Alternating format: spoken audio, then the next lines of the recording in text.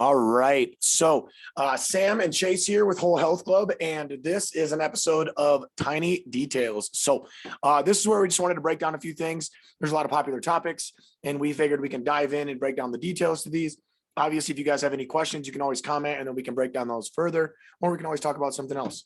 I'm Sam. This is Chase. So first topic, maybe. What is protein? So protein's what builds your muscles, right? That's all it does. It doesn't do anything else in your body. Foundation of life. It's only foundation of life, but also only those muscles. Yeah.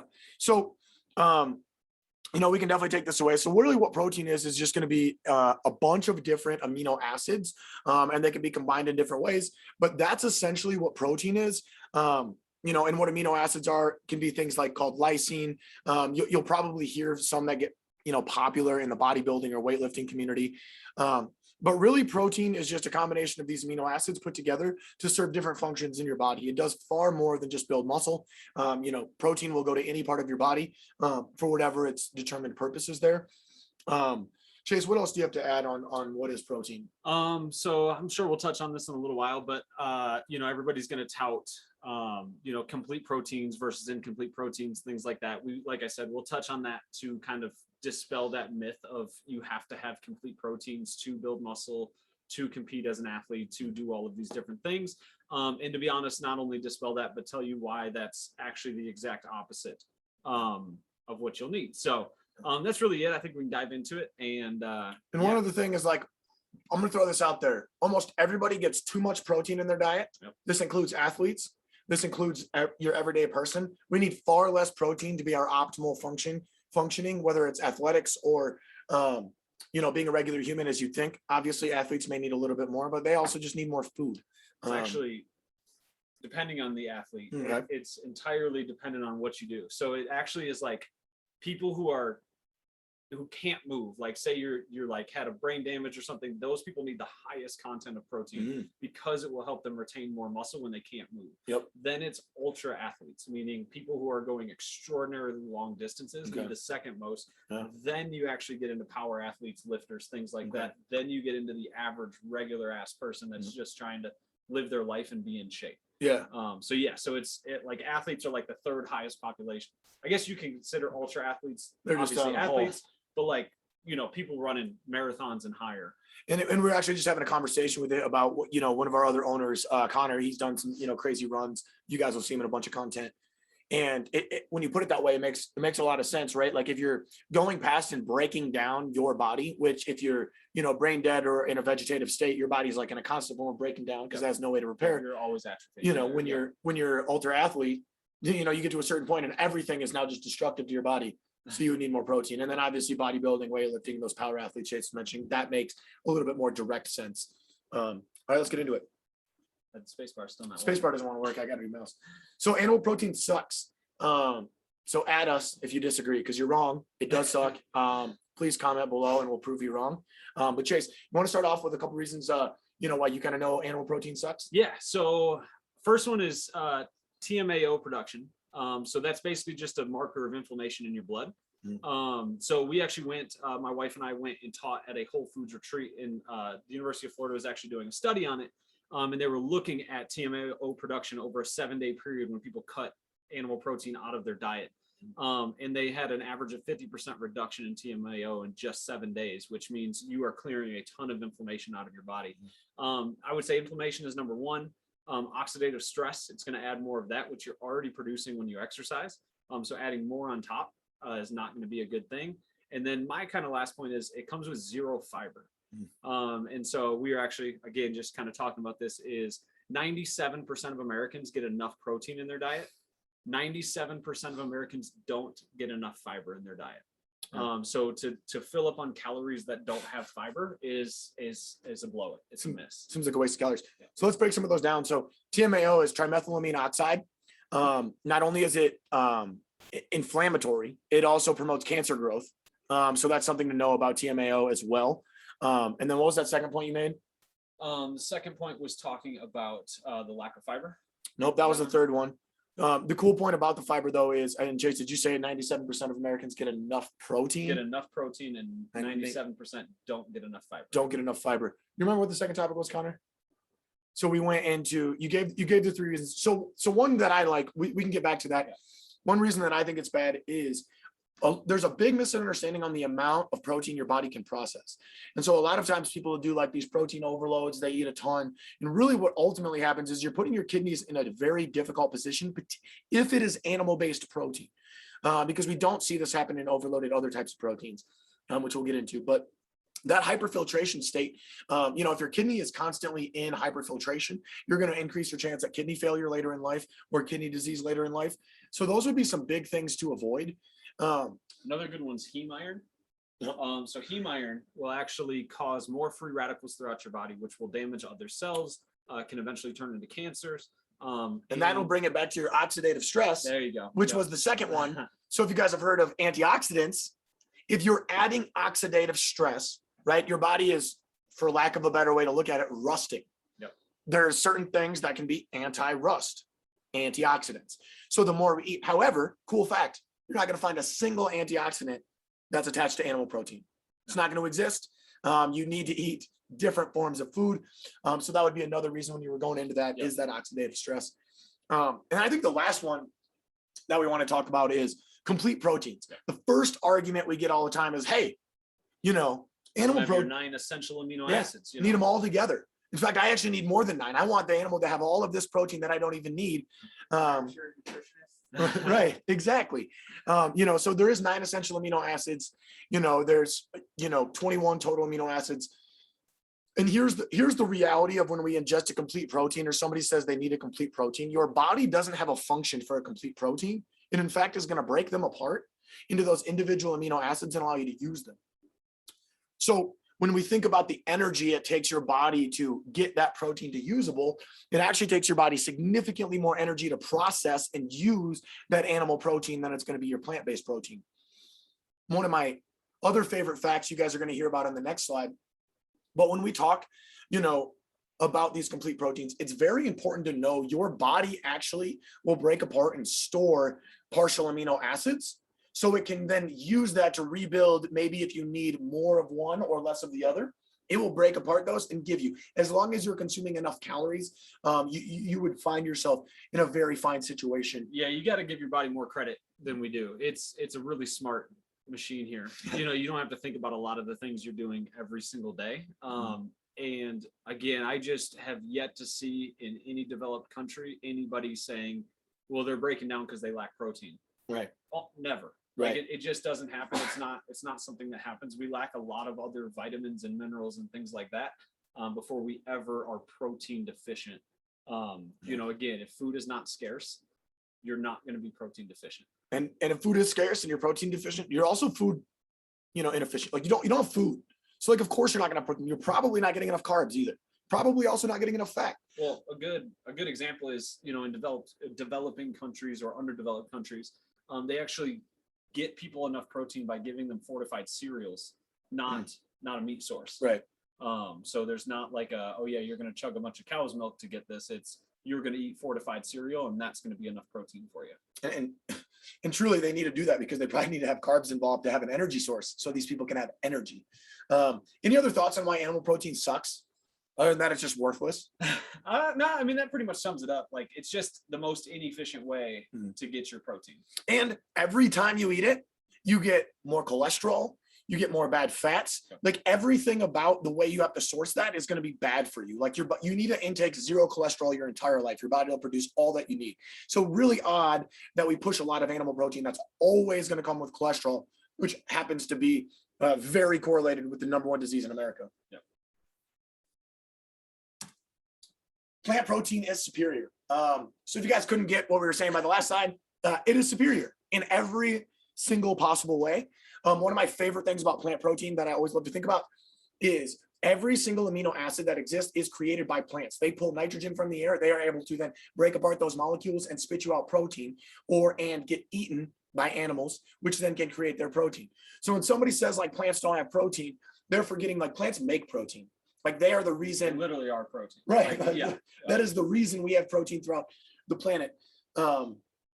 And then, yeah, there's so many other benefits. I'll kind of touch on one. So there's actually a bunch of amazing studies. And if any of you guys want to add us and prove us wrong, let us know, because we'll link the studies there as well. But there was an amazing study that wanted to talk about your kidneys going into hyperfiltration with an amount of protein eaten. And so they used two different sources. They used chicken and they used soy, tofu. And what they found is when eating the exact same amount of grams of protein, immediately your kidneys go into hyperfiltration when eating chicken. And the exact same amount of protein eaten with tofu did not happen.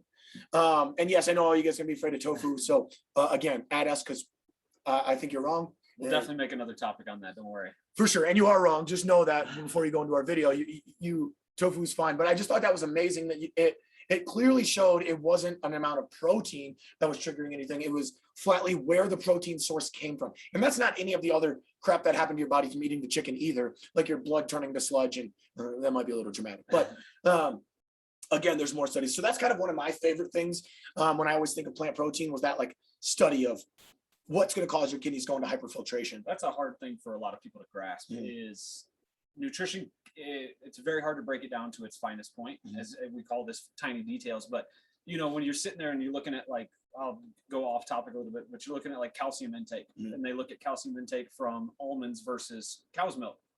They find more hip fractures in countries that drink more cow's milk, but if you get most of your calcium from nuts and seeds and things like that, they actually find significantly less hip breaks with the same portion of calcium being taken in. So it just shows, like, overall plants are what our bodies are designed to eat.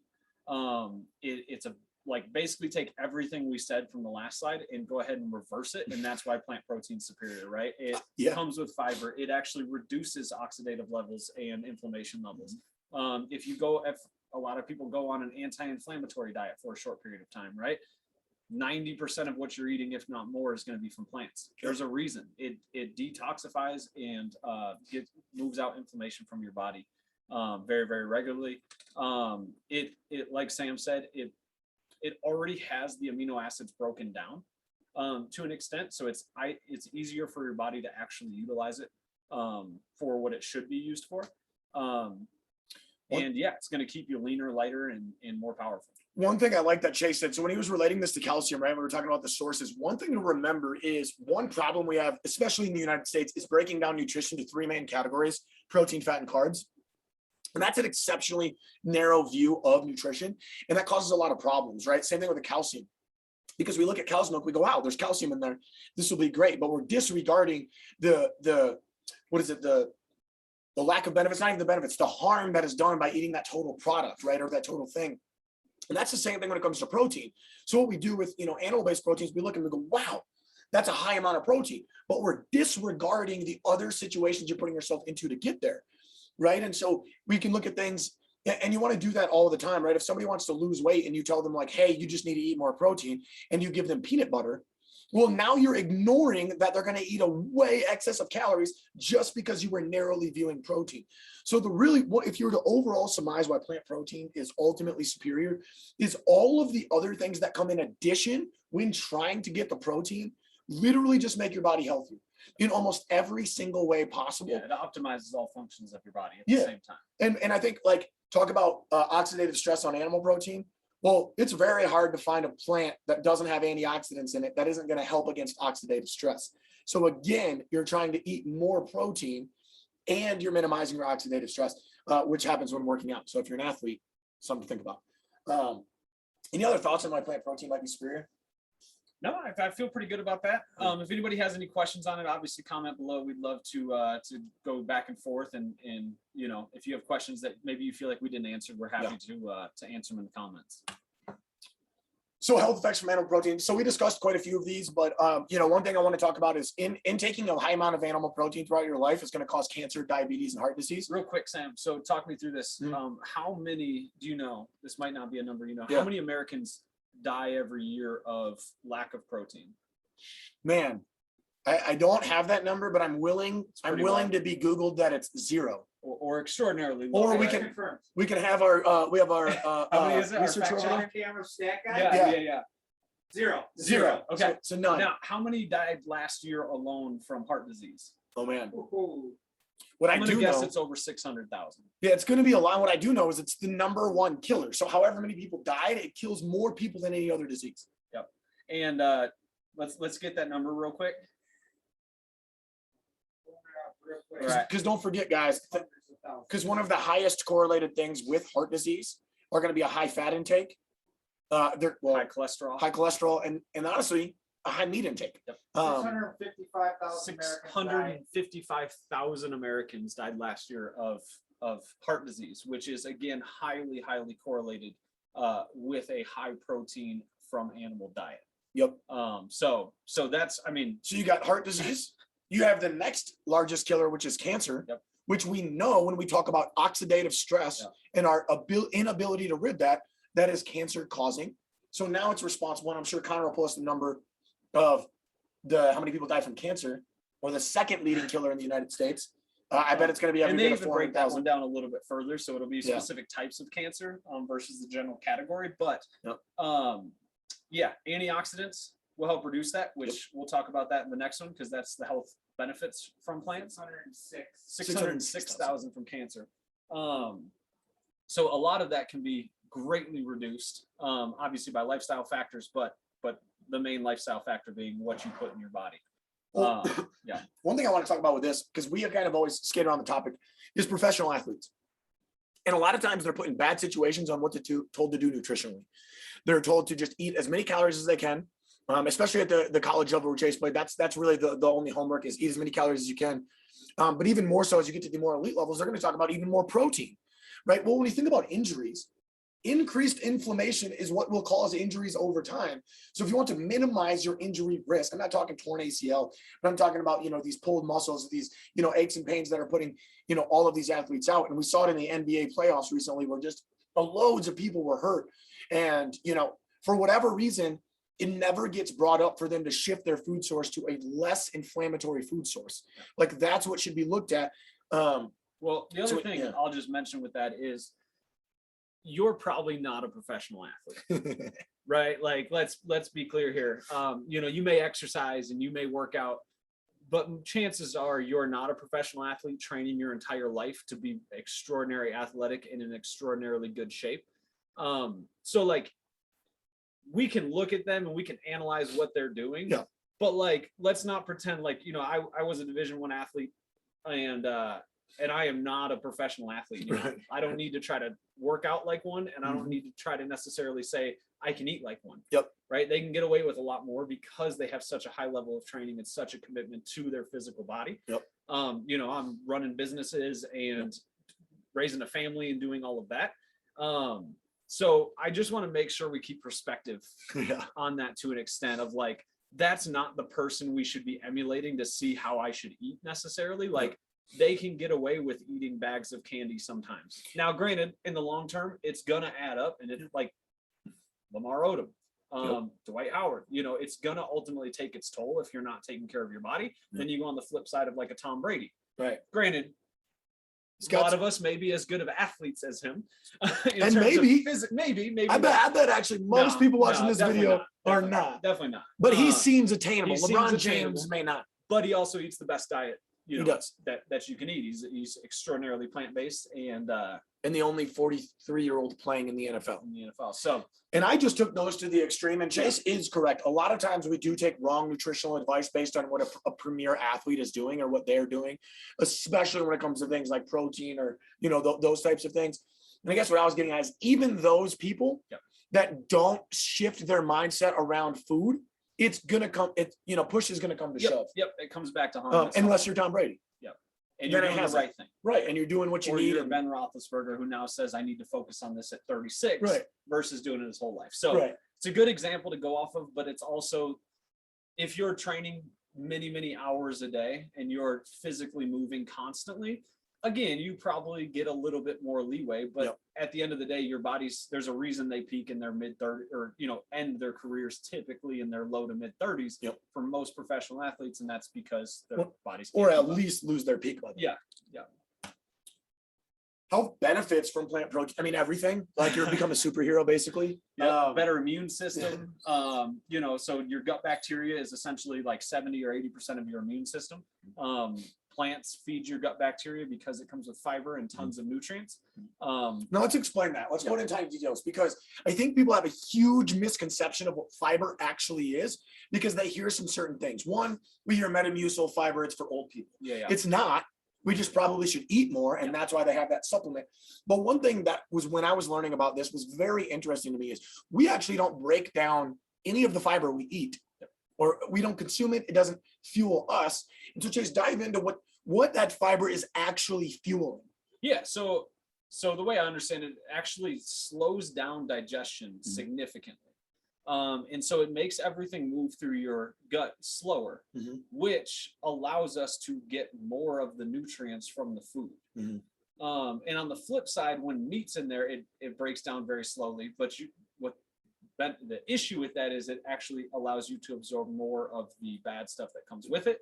But fiber, so basically it breaks down food slower throughout, so you absorb more nutrients. Your gut bacteria, so your microbiome, can eat more of that food and absorb more of that food. Well, and I believe your gut microbiome eats the fiber.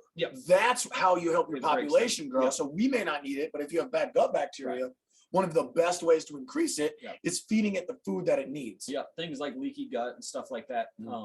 Fiber is the fix for it. It's kind of that fine balance of you can only have so much right when you start. If you have leaky gut, very few people do, but if you have leaky gut, you have to slowly ramp it up. But at the end of the day, fiber is what's going to keep all of that healthy, and allow, again, just all of the systems in your body to operate the most efficiently.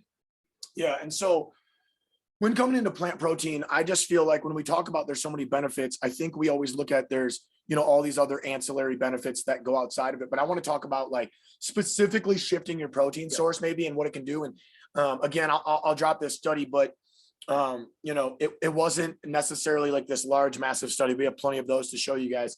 But this guy was convinced that there had to be a level of an amount of soy or tofu that he could eat in a month that would decrease his testosterone, right? Because we need to eat meat and beef to have a bunch of testosterone and be big and strong, right? We'll get into that.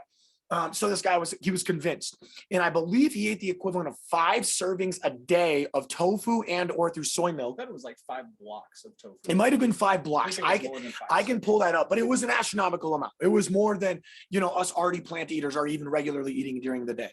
And because he was convinced, which is fair, right? We've heard so much about these estrogens and what's going to happen. What he actually found is at the end of 30 days, his testosterone was at a higher level than it was when he originally tested, where he was coming off a standard diet, a standard typical way that he would eat with those proteins. Well, that also, can lead right into, there's a follow-up, I don't know if it's a follow-up study, but there's a different actual like high population study that shows vegetarians, vegans, and regular eaters, sad eaters, the American standard, and the highest testosterone rate was in the vegans, followed by the vegetarians, followed by the regular population. So when looking for a protein source, and if your goal is to gain a muscle or have that testosterone, you need to think about the foods you're consuming, right? So all dairy is going to come with an extremely high amount of estrogen, particularly O estrogen, which will increase your estrogen. And just keep in mind, like, I don't know, I always bring up dairy. A lot of people don't stop to think about what it is and why it's high in hormones. It's literally for a baby. And at least with cow's milk, the goal is to take a 100-pound calf, turn it into a 1,000-pound cow. Right? You need a lot of hormones to do that. It's not something simple. And so we're taking that and then breaking it down even further to make it a solid now. It doesn't get rid of the hormones. It's a hormone riddled piece of thing. It's a hormone bomb, and it's physically addicting. But you could say the same thing when you go into chicken. There's estrogen. When you're eating a chicken breast, what do you think is a chicken breast? Like, what do we think was you? Like, come on, guys. Like, let's think about this. And yet everybody's concerned because they hear tofu and they hear the word phytoestrogen. And we'll do a tiny details on this, but I'm going to let you all know right now, phytoestrogens have the opposite effect than you think they do when it comes to your testosterone. Phytoestrogens regulate your estrogen. O-estrogens, animal-based estrogens, they always increase. You might as well just be injecting estrogen, like people do steroids. That's what's going to happen when you eat those foods. So when you talk about the benefits, I just always assume protein. People are looking to do things like muscle and add these, and estrogen is going to be make that very difficult for you. Yeah, it doesn't. It hinders recovery. So plant proteins will help with recovery. Like we said, remove inflammation. Specifically, when it comes to protein, you'll actually be leaner and be able to build muscle as fast or faster because of your recovery from it and the source that it comes from. Because it decreases oxidative stress. All right. So now we want to talk about some, just absolute badasses, just to prove all of you guys who are maybe doubting on your protein wrong, or those who are already believers, to encourage you to stick with the path of understanding that plant protein is the best. This will be a short list, but there's a long list if you need it. There is. These ones were just, we felt like they hit on because, okay, so I'll give the little intro, I'll let Chase break it down. And then Connor has an awesome quote loaded up for us. So this guy, Michael Arnstein, if you go back to when me and Chase were discussing the people that needed the most protein, right? Vegetative state and then ultra athletes, meaning that like if these guys don't get enough, they physically cannot do what they need to do. Well, Michael Arnstein, correct me if I'm wrong, Chase, is the marathon record holder for the United States. I believe he did at one point. I don't know if he still holds the record or not. So now just tell us about some of like the super like casual stuff he does now. Yeah. So he's run the Vermont 100. Okay. Can you break that down? What is that? Yeah. So it's a 100-mile run. Miles. Okay, not meters. Yeah, miles. yeah. No, 100 miles. He ran that in just under 13 hours. He then, not in the same week, but he ran 2 different over 100-mile races within the same week. He has run every, like if it's a distance run, he's run it. Yeah. He did the what's the desert one? Broadwater? The Badwater. Yeah, Badwater. So he's done the Badwater, which is 135 miles through the desert. So he ran that one. Yeah, I mean, again, name a race that is 50 miles plus, and he has run it and probably placed in the top 5 in it. Now, Chase, tell us a little bit about this guy's diet and how he stays at this peak performance level. Yeah. So when he started, he actually didn't finish his first 2 races, he said. And then he started looking at how can I fuel myself correctly? And he started cutting bad foods out. And he zeroed in on only eating fruits and vegetables for over 95% of his diet. Was all fruits and vegetables. During race season, it's all he eats. So he's not gonna get enough protein. So He's gonna die. yeah, being the population that needs the second most amount of protein, right? Yeah. You would think if anybody's going to collapse and not have it, it's this guy. But shockingly, he ate 4,000 to 6,000 calories a day, right, of all fruits and vegetables. Decent. And his body was intelligent enough to take all of the amino acids that he gets from that and put them in the correct places to utilize it the same way somebody who ate complete proteins would. So he was never protein deficient, always at peak physical condition, the lowest body fat he could possibly be to still perform his sport.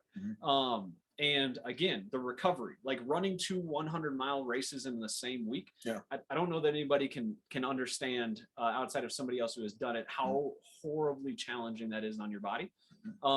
Just go run 15 miles twice in a week. Another one, he just recently, they did an interview with him and he talked about he hadn't been training that hard in 2020 just with everything going on. And so just to remind himself of how it feels, he just went for a 25-hour run. Okay. So here's what I'm hearing. This guy sounds like just some vegan hippie dude that's like a barefoot runner. So I would like to know a little bit more about this guy. And I think Connor over here, Connor, if you want to step over here and drop this quote on us. Connor has an awesome quote about the type of guy he is, right? Because I picture, he's a granola vegan hippie. That's kind of what he does. So I kind of wanted to hear what Connor's thoughts were or what Connor found on this guy's quotes. Yeah. So having run an ultra marathon, it's ridiculously hard. And a lot of people think, especially with the vegan stuff, like, oh, he's some sort of barefoot hippie. His exact quote is, people assume I'm some sort of barefoot hippie, but I'm not. I'm a New York businessman with a Lamborghini. I was doing this to win and it worked. Like point blank. And I love that because I feel like a lot of times when we talk about stuff, people get caught up into like, this culture and you have to be, all invested in every piece of this culture, or you can just literally want to do what's best for your competition to improve, which is exactly what this guy did. He didn't come at this from any other angle other than to be the best. And I thought that was amazing because so many of us come into this, lifestyle for maybe an ethical decision or other reasons, but this guy's like, I just want to win. So that's actually a really good foray into our next guy as well. Yeah. Well, he's pretty bad. Into Kendrick Ferris. So Kendrick Ferris switched to an all plant-based diet in 2014, I believe it Mhm. was. And he was a weightlifter beforehand. So those of you who don't know who Kendrick Ferris is, he is the only U.S. Olympic weightlifter to qualify for the Olympics in Rio. 2016 for those you that don't remember that one. So he was a weightlifter before, and he had kind of found his peak. Mhm. He couldn't break through it. He kept getting injuries. He was, one part or another would start giving out whenever he started to really push the weights. So he started to research, started to figure out, how can I make sure I'm staying as healthy as I can as I'm increasing my strength and doing this. Shockingly enough, he arrived on a plant-based diet. So finished, I believe, 11th in the overall.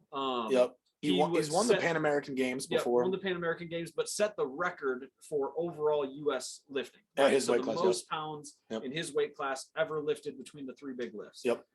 So After going plant-based. after going plant-based, so set the record for that. Hasn't had to deal with injuries in the same respect or the same weight. One of so, my yeah. go ahead. Oh, Okay, no. One of my favorite things was there was an he's been interviewed a lot of times, and I think Chase actually probably told me this one or looked it up, but he was getting interviewed by, I think it was Men's Health. It was bodybuilding.com. Okay, bodybuilding.com. There you go. And they really wanted to know how he breaks down his calories, his food, his protein.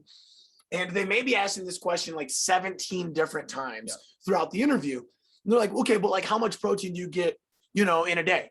Because I have no idea. Like, well, okay, but like in a meal, then how much do you get? He goes, I don't measure my protein like that. That's just not what I do. And so then as the interview goes on, they're like, all right, but if you had to like guess, and he's like, I wouldn't. And so they asked him what he does. And he goes, look, man, I eat a lot of food, right? Like that's what I do. I sit down and it's a job and I eat my food to fuel myself. But because of what I'm eating, I don't need to measure the specifics of what I'm intaking. I'm intaking the best food possible for my performance. So the more I can eat till I'm full, I'm good to go. And I just thought that was amazing, to be an athlete at that peak of a level, 11th best on the planet, best US weightlifter in your class, and you don't do all of that ridiculous recording that a lot of these other people have to do. And it's just another benefit of the plant-based diet is you don't have to worry about how much you're eating or if you're overeating or any of those things when you're eating the proper plant-based foods like Kendrick Ferris is.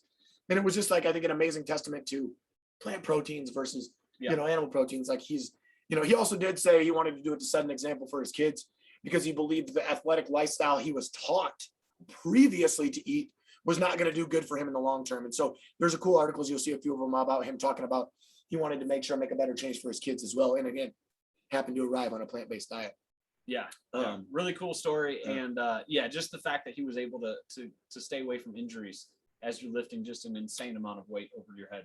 For sure. Is really impressive. So, well, if you guys have any other thoughts on this, we'll definitely do more tiny details. But if you guys want to have any questions or you think anything we said was not appropriate or not proper, please let us know, and we'll go in there and kind of show you all the evidence that we have and that has been done out there on plant proteins versus animal proteins.